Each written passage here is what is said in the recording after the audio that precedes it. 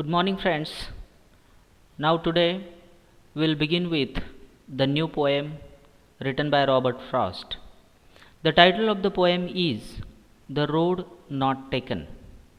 Friends, in this particular poem, Robert Frost, a British poet, talks about the very important aspect regarding the nature. Actually, the nature we see around us and the nature of the human being, they resemble to some extent with each other. So, what he feels regarding the nature, that is both outside and inside, can be understood in this particular poem. Now, let us begin with this poem. Let us see the introduction of the poet Robert Frost. Robert Lee Frost is a prominent poet of America. He is well known for his realistic depictions of the rural life. He wrote poems in colloquial language. Frost wrote about the early 20th century life in America. Focusing on the complex social and the philosophical themes, he wrote more than 10 books, collection of poems, 4 dramas, and 7 prose works, and many more collection of letters.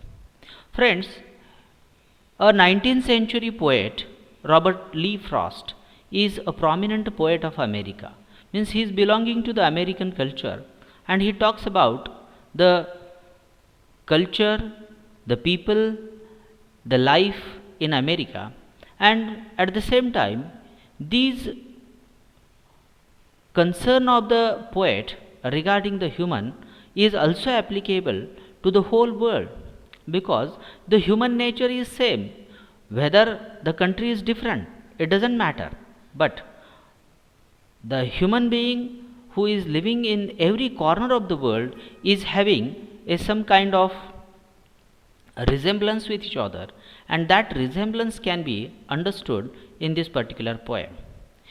He is well known for his realistic depictions of the rural life. Means basically he is concerned for the rural life. Especially we must understand that rural life म्हणजे ग्रामीण जीवन. ग्रामीण जीवनामध्ये त्या ठिकाणी कोणत्या प्रकारचे महत्त्वाचे भाग येतात किंवा ग्रामीण जीवन कसा त्याच्यामध्ये जास्त पाकळा ढोंगरा कोणा त्या ठिकाणी म्हणजे the realistic as well as pure kind of pleasure. म्हणजे जो निखळा आनंद आहे तो निखळा आनंद आपल्याला निसर्गाच्या सानिध्यात मिळू शकतो, हे आपल्याला वर्ड्सवर्थ सारख्या पोएटने देखील सांगितलेलं आहे. इवन भारतीय कालिदासाचा जरी विचार केला तर निसर्गामध्ये मेघदूत नावाचं त्यानं महाकाव्य लिहिलेलं आहे. या मेघदूतामध्ये सुद्धा आपल्याला हे लक्षात येऊ शकतं की मेघदूत आपल्याला ढगाच्या माध्यमातून माणसाशी गेलेला जो संवाद आहे तो संवाद किती निखळा असू शकतो, किती शुद्ध स्वरूपाचा, प्रेमाचा आणि आनंदमय असू शकतो, हे आपल्याला त्यातून दिसू शकतं. So friends, let us turn on to this particular poem by Robert Frost. He wrote poems in the colloquial language. आता या ठिकाणी कोलोक्वियल हा शब्द महत्त्वाचा आहे. कोलोक्वियल म्हणजे बोलीभाषा. बोलीभाषेमध्ये त्यानं कविता का लिहिल्या याच्या पाठीमागचं कारण असं असावं की जी भाषा सर्वसामान्य माणूस बोलतो त्या भाषेमध्ये जर लिखाण केलं गेलं तर ते सर्वसामान्य माणसांपर्यंत पोहोचतं, मोठ्या संख्येपर्यंत पोहोचतं आणि त्याला मोठ्या संख्येकडून एक प्रतिसाद मिळतो. त्या मोठ्या लोकांपर्यंत मोठ्या संख्येपर्यंत आपल्याला पोहोचता येतं, त्यांच्या भावभावना जाणून घेता येतात. यासाठी कोलोक्वियल लँग्वेजमध्ये लिखाण करणारा हा एक कवी आहे की जो अत्यंत उच्च दर्जाचं लिखाण त्या ठिकाणी करतो. Frost wrote about the early 20th century life in America, focusing on the complex social and philosophical themes. लक्षात ठेवा, तो केवळ बाहेरच्याच निसर्गाबद्दल बोलतो असं नाही, तर मानवी जीवनामध्ये जी काही गुंतागुंत आहे, सामाजिक प्रश्न आहेत किंवा तात्विक बैठक जी काय असते किंवा त्याच्या अनुषंगानं ज्या काही मध्यवर्ती कल्पना असतील तर त्याबद्दलही तो या कवितेमध्ये चर्चा करतो. He wrote more than 10 books, collection of poems, 4 dramas and 7 prose works and many more collections of letters. या ठिकाणी आपल्याला हे लक्षात येईल की त्याचं लिखाण हे भरपूर मोठ्या स्वरूपातलं आहे. त्यानं भरपूर लिखाण केलेलं आहे. केवळ क्वांटिटीचं आहे असं नव्हे, तर त्याच्या लेखनामध्ये एक चांगल्या प्रकारची गुणवत्ता देखील आहे आणि ही गुणवत्ता आपल्याला लक्षात घेणं गरजेचं आहे. कारण जोपर्यंत ही गुणवत्ता आपण लक्षात घेत नाही तोपर्यंत आपल्याला त्या खरं कवीचं जे ॲनालिसिस आहे ते ॲनालिसिस त्या ठिकाणी कळणार नाही. Friends, now let us turn on to the main idea discussed in this particular poem. The present poem, The Road Not Taken, was published in Mountain Interval, a third collection of poems, 1916. 1916 साली प्रकाशित झालेली ही कविता आहे आणि mountain interval ह्या काव्यसंग्रहामध्ये ही कविता प्रकाशित झालेली आहे. या प्रकाशनामध्ये ती प्रकाशित झालेली असलेली तिसरं कलेक्शन आहे त्याच्यामध्ये ती प्रकाशित झालेली आहे. The present lyric is about the feelings and emotions of the poet rather than telling a story or presenting a witty observation. या कवितेमध्ये कवीच्या भावभावना अत्यंत महत्त्वपूर्ण ठरतात, कारण त्याच्याकडेच कवीला मुख्यत्वे करून त्या ठिकाणी लक्ष केंद्रित करायचं आहे आणि त्यामुळं तो आपल्याला या ठिकाणी या कवितेमध्ये सांगतो की कसं आपण एका विशिष्ट आयुष्यामध्ये निर्णय घेत असताना आपल्याला कशा पद्धतीची द्विधा परिस्थिती, ज्याला आपण डिलेमा म्हणतो, तो डिलेमा कसा फेस करावा लागतो हे आपल्याला या ठिकाणी तो कवी समजावून सांगतो आहे. Let us read the poem in aloud. Two roads diverged in a yellow wood and sorry I could not travel both and be one traveller long I stood and looked down one as far as I could to where it bent in the undergrowth. Then look the other, at just as fair, and having perhaps the better claim, because it was grassy and wanted wear. Though as for that the passing there had worn them really about the same, and both that morning equally lay it in leaves, no step and trodden black. Oh, I kept the first for another day. So these are the few lines of the first part of the poem. Now let us read the remaining lines. Yet knowing how way leads on to way, I doubted if I should ever come back. I shall be telling this with a sigh. Somewhere ages and ages hence, two roads diverged in a wood, and I took the one less travelled by, and that has made all the difference. So here the poem ends. Friends, in this particular poem, as we have gone through the loud reading, we come to know that there are very important issues regarding the dilemma in our life.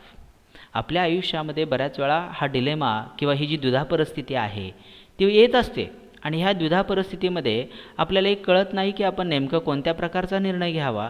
आणि ही जी द्विधा परिस्थिती आहे ही कवीनं कशा पद्धतीनं हाताळलेली आहे किंवा तो कसा निर्णय शेवटी घेतो हे आपल्याला या कवितेमध्ये कळेल.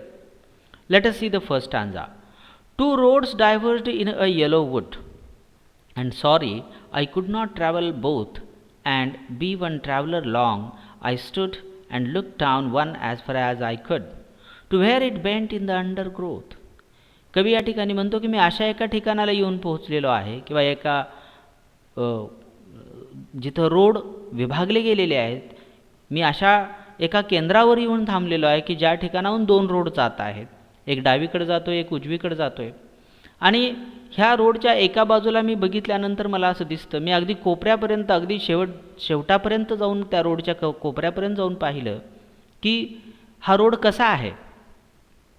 तो रोड बघितल्यानंतर मला असं लक्षात आलं की हा रोड जिथंपर्यंत दिसतो आहे तो एक जो आहे तो अतिशय सरळ आहे आणि मला त्यातला कोणता निवडायचा आहे हे त्या ठिकाणी ठरवायचं आहे. आणि मी जोपर्यंत माझी नजर जाते आहे तिथंपर्यंत तो रोड पाहिला, परंतु मला नेमकं कळेना की मी नेमका कोणता रोड घ्यावा, डावा घ्यावा की उजवा घ्यावा. आणि ह्या द्विधा परिस्थितीमध्ये मी त्या केंद्रावरती थांबलेलो आहे. To where it bent in the undergrowth, म्हणजे जिथून तो खाली दिसायचा बंद होतो तिथंपर्यंत मी पाहिलं, परंतु मला त्यावेळेस लक्षात आलं नाही की मी नेमका कोणता रोड घ्यावा. Then took the other as just as fair, आणि मग मी दुसऱ्या रोडकडं पाहिलं. दुसऱ्या रोडकडं पाहिल्यानंतर माझ्या काय लक्षात आलं की अरे हा रस्ता अतिशय मळलेला आहे, तो अतिशय व्यवस्थित आहे, काही सरळपणा आहे, अनेक लोक त्या रस्त्यावरून गेलेले आहेत आणि अतिशय चांगला दिसणारा रस्ता आहे की ज्या रस्त्यावरून मला काही त्रास होणार नाही अशा पद्धतीची भावना मला त्या ठिकाणी झाली. and having perhaps the better claim because it was grassy and wanted wear. आता एक रस्ता जो आहे तो गवतानं मखमलीनं त्या ठिकाणी आच्छादलेला आहे. अतिशय मऊ अशा गवतानं त्या ठिकाणी तो कवर झालेला आहे आणि असा जो रस्ता आहे तो एक वेगळा रस्ता आहे. Though as for that passing there had worn really about the same had black.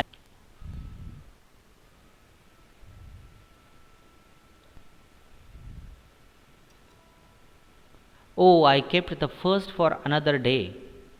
आणि मग मी असा विचार केला की यातला नेमका कोणता रस्ता निवडायचा, की जो रस्ता अनेक लोकांनी स्वतःच्या पायाखाली घातलेला आहे तो रस्ता निवडायचा, की असा रस्ता की जो रस्ता कुणीही पायाखाली घेतलेला नाही किंवा जी मळलेली वाट नाही आहे असा रस्ता निवडायचा.